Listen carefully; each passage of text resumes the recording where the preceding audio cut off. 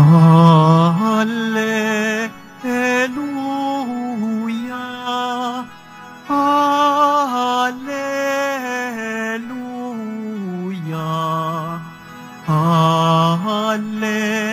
Alleluia.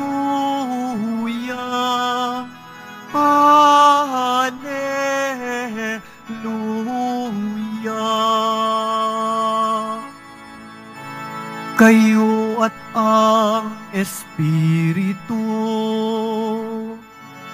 ang siyang magpapatotoo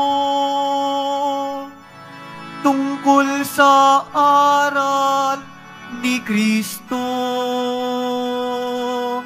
Alleluia, Alleluia, Alleluia, Alleluia.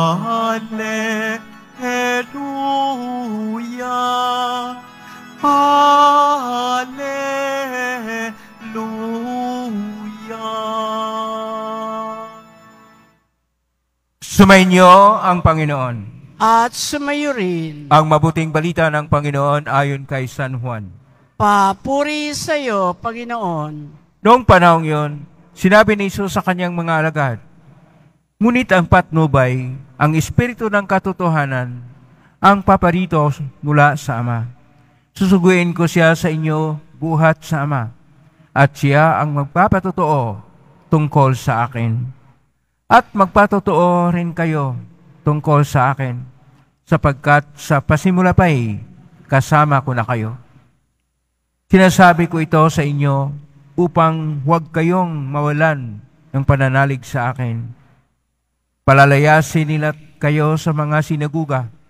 Darating ang panahon na ang sinumang pumatay sa inyo ay mag-akalang naglilingkod siya sa Diyos. At gagawin nila ito sapagkat hindi nila ako nakikilala ni ang Ama. Ito'y sinasabi ko sa inyo upang pagdating ng oras na gawin nila, maalaala ninyong ipinagpauna ko na ito sa inyo. Ang mabuting balita ng Panginoon. Pinupuri ka namin, Panginoong Heso Kristo. Magsiupo muna po ang lahat. Isang mapagpalang araw po sa inyong lahat. Purihin po natin ang ating pong Hesus Nazareno. Nasa Lunes tayo ng ika-6 na linggo ng Pasko ng pagkabuhay muli ng ating Panginoon. At ang ating pong tema o paksa, pagpatotoo. Sa salitang Hebreo, ito ay alaidid. Pero sa salitang koinoko-nagrigo, sapagkat ang ating mga pagbasa ay nasa koinoko-nagrigo sa orihinal, martirizay. Kaya nga sa ating Ebanghelyo ngayon ni San Juan, Kapitulo 15, versikulo 26, ay nasabi, martirisi peri imo. Na salin naman sa Latin, testimonium perebibit de mi. Na sa ating salita, magsasaksi siya sa akin. Ito yung espiritu ng katotohanan na magsasaksi. Pero ang pagsasaksi ay bahagi na rin ng lahat ng mga nananalig at lahat ng mga Kristiyano. Kaya sa ating unang pagbasa, sa Gawa ng mga Apostol, Kapitulo 16, versikulo 11 hanggang 15, si San Pablo ay pumunta doon sa Samotracia at iba pang lugar sa Pilipos. At doon, mayroon silang nakita na mga grupo ng mga kababaihan. At ang isa nito ay pinagalanan na Lydia, na tumanggap sa mensahe na dala ni San Pablo at siya'y nabinyagan. At ang kanyang ginagawa ay ang pagpatotoo sa pamagitan ng pagkumbida sa kanila na doon muna sa kanila habang sila ay naroon sa isang lugar upang magpahayag ng mabuting balita. Kaya tama yung nasabi ngayon sa Salmo 149 na purihin ang Panginoon sa lahat ng mga nananalig sapagkat magagalak ang Panginoon sa mga hinirang niya mga anak. Ang mga hinirang niya mga anak, ito yung mga nananalig at nagpatotoo sa kanilang buhay na sumusunod sa ating Panginoon. Sa ating Ebanghelyo ni San Juan, Kapitulo 15, verso 26, hanggang Kapitulo 16, verso 4, ito pa rin ang bahagi. Bahagi na kung saan naghabilin ng ating Panginoon. Matapos siyang nagkaroon ng huling hapunan sa kanyang mga apostol, hinugasan niya ang mga paa ng kanyang mga apostol. At pagkatapos sinabi niya ang totoo, na siya'y dakpin, patayin, at mabuhay muli. Pero hindi naintindihan nila ang mabuhay muli. Nalungkot sila dahil ang kanilang guro ay mamatay na. Upang sila ay mabigyan ng lakas loob, sinasabi ng ating Panginoon na siya ang daan, ang katotohanan at ang buhay. At pagkatapos nadugtong rin ito, na huwag silang mag-alala sapagkat darating ang Paraklito, ang Espiritu Santo, na siyang tutulong na magpatotoo na ang lahat ng mga itinuturo ng Panginoon ay patotohanan pa, palalimin pa, at ito ay makatulong din upang ang lahat ng mga nananalig ay magpatotoo din sa ating Panginoon. Kaya ang ibig sabihin dito sa ating mga pagbasa, huling habilin ito ng Panginoon, pero panawagan rin sa atin.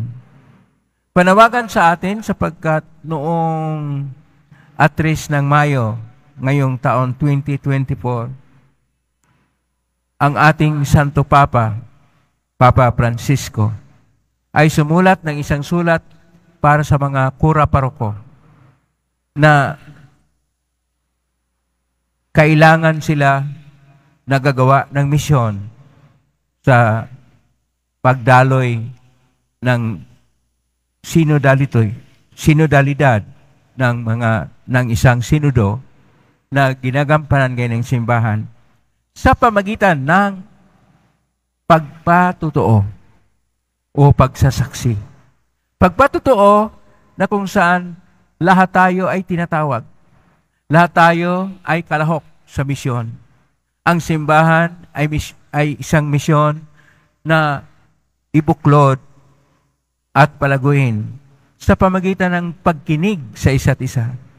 At ang matapos ng mapakinggan ang katayuan, kalagayan, o anumang mga hinaing at mga opinyon ng kapwa-tao, ay iugnay ito sa mensahe ng mabuting balita o ebanghelyo ng ating Panginoon at tingnan gaano kaangkop ang lahat ng mga turo ng ating Panginoon upang ang buhay ng tao ay magkaroon ng kabuluhan, upang ang ating pagkatao ay magpatotoo para sa Panginoon, upang ang ating pagpatotoo sa Panginoon ay nagkaroon ng tunay na batayan sapagkat tayo'y ginagabayan ng Espiritu Santo, ang Paraklito, ang Espiritu Santo ng katotohanan.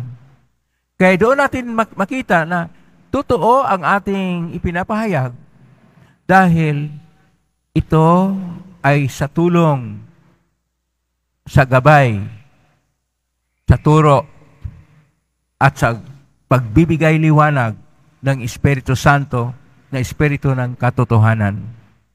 Kaya ang ating Espiritu Santo ay siyang gumagalaw ngayon. Paano ba ito pagalawin sa buhay natin? Una sa lahat, maging bukas ka sa iyong puso at sa iyong isipan. Buksan mo una ang iyong puso na hindi maging sarado, na ikaw ay makitungo sa iyong kapwa-tao at tanggapin ang iyong kapwa kahit sino man sila. Sa pagbukas sa puso para sa kapwa, hinayaan na rin natin ang Panginoon na magnanahan sa ating mga puso sapagkat ang presensya ng Panginoon ay sa pamagitan ng ating kapwa-tao. Dahil sinasabi niya, Ebanghelyo ni San Mateo, Kapitulo 25, verso 40, kung anong ginagawa nyo sa pinakaaba kong mga kapatid, ito ay ginagawa nyo sa akin.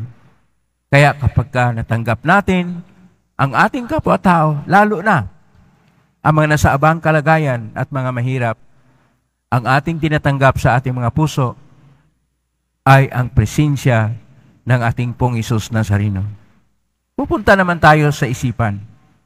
Hindi lang sa relasyon, kailangan din ang ating pananaw, kailangan din ang ating mga pag-iisip, kailangan din ang ating mga opinyon, kailangan din ang ating mga ideya na magabayan. At paano ito magabayan? Upang magabayan sa Espiritu Santo, buksan rin natin ang ating isipan. Hindi tayo makahon sa mga traditional natin na paningin o panindigan. Hindi natin makahon sa ating mga pansarili na debosyon. Hindi natin ito ikulong sa ating mga makasarili na pag-iisip. Bagkus maging malaya tayo sa kung anumang opinyon ng iba na ating tanggapin at titingnan at sa pamagitan ng talastasan o dili kay pagpapalitan ng mga opinyon at karunungan, makikita rin na ang karunungan na totoo na ginagabayan ng Espiritu Santo ay siyang lumilitaw na totoo at ang anumang lumilitaw ng totoo ay yon ang ating isabuhay. Imulat natin ang ating mga mata sa ating kapaligiran.